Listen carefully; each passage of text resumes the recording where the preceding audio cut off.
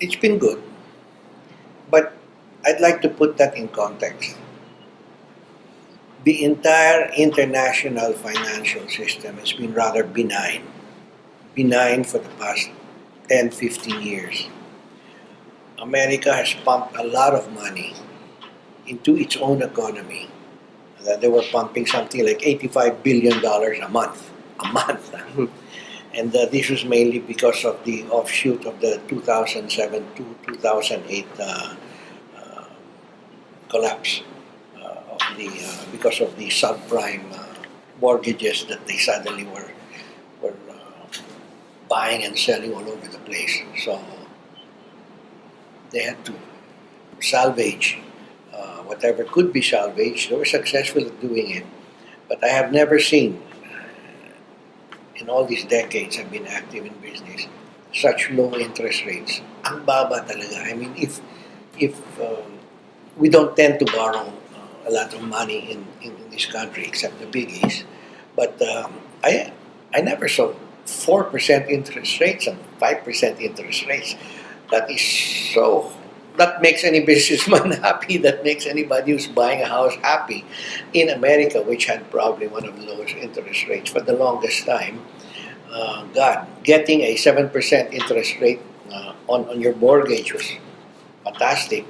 And now you're getting 3% in the United States and 4%. And I said, that's seventh heaven for all the Americans who have to buy a house, no?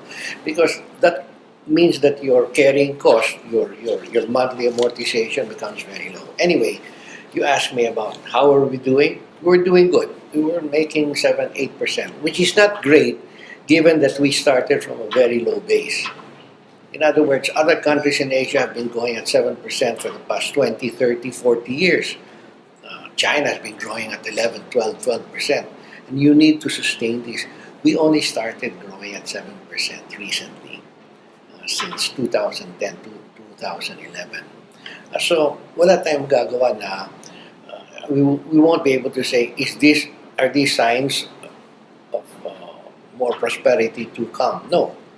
We have to keep on managing it properly. But so far, we've been doing well. One thing that I don't like, and I'm very discouraged about, is we did not meet our Millennium Development Goal, particularly lowering our poverty level to 16%. If you will remember, in the year 2000, when all the countries pledged to halve their poverty rate, we were at 33% poverty level, and we were supposed to halve it in 15 years, or reach 16% last year. Well, during Gloria's time, it went down from 33% to 26%. Okay naman yun.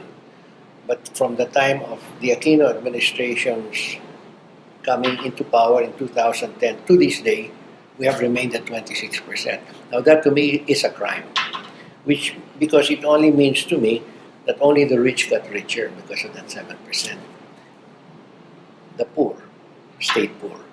And that's no good, because part of the advocacy of Serge Osmen and other like-minded people is to make sure that every Filipino shares in the blessings of a growing economy.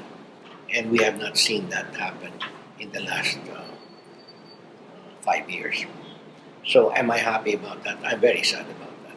And I hope that the next administration will be able to bring down our poverty rate. One thing that is really shameful to me is Vietnam has a lower poverty level than we do now. They were higher before when we started 15 years ago. Vietnam something like 7-8% poverty level. We're at 26%. That's no good. That's totally unacceptable to me.